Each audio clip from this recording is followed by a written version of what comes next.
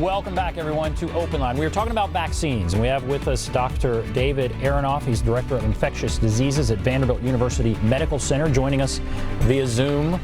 And we're also streaming this on Facebook, and we're getting a lot of comments on Facebook. One question that I am being told about is children. Will children have to take this vaccine? And, well, I'll just let you answer that. I would think they would, but what about children? Are they part of this whole vaccine?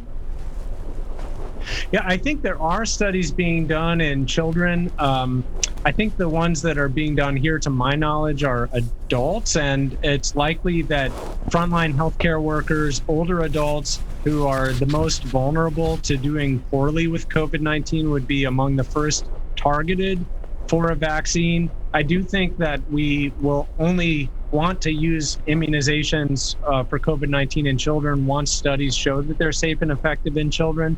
But we do need to remember that when a lot of these studies were being designed, we really didn't have as much knowledge about how the virus behaves in children. What we still do know is that kids generally don't get as sick with COVID-19 as adults, particularly adults that are over the age of 65 or have high blood pressure or diabetes or obesity.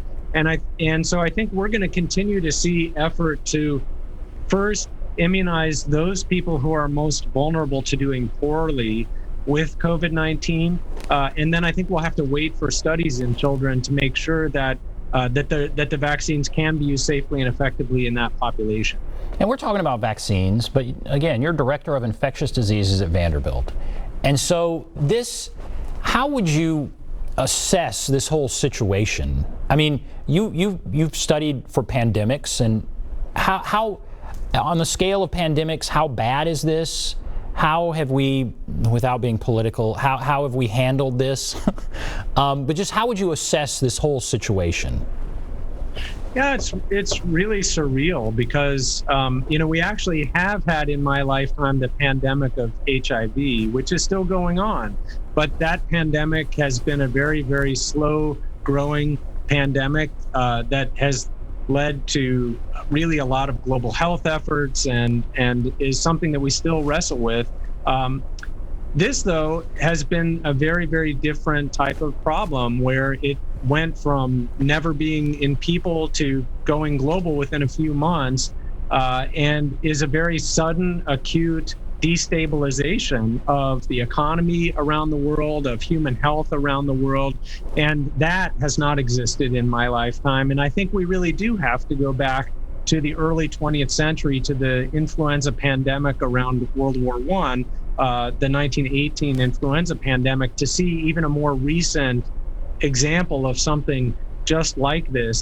I referred to this recently as being somewhat of a tectonic shift. This is the kind of seismic event, this COVID-19 pandemic, that is going to leave a mark in history. It's going to change human behavior.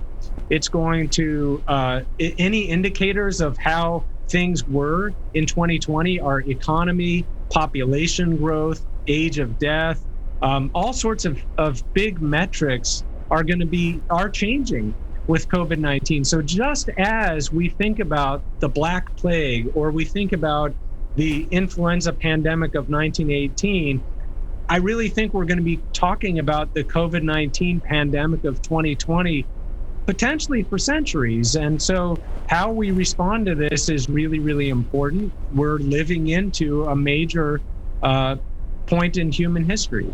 That is fascinating. Is there a sense that this could happen again? Are we at a point where we're going to see more of these? You don't have any sense of that, right? I mean, there's no reason to think we'll see more of these or not.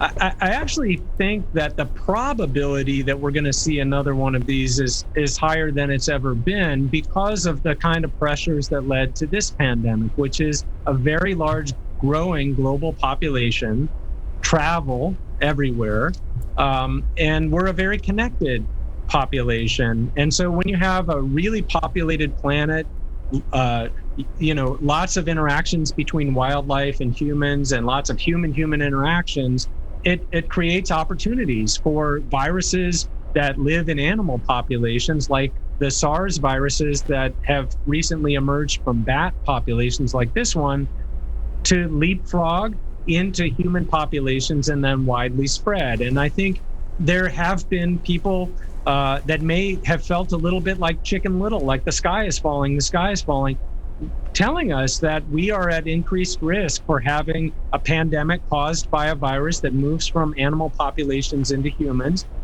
Now we're living into that.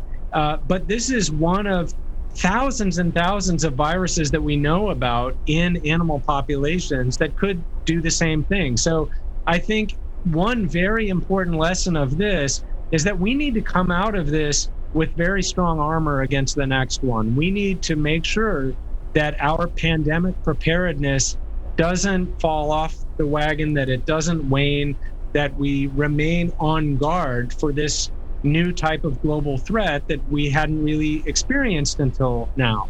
Very interesting. All right, we'll take a break. We'll come back, a few more questions, take a break, be back right after this.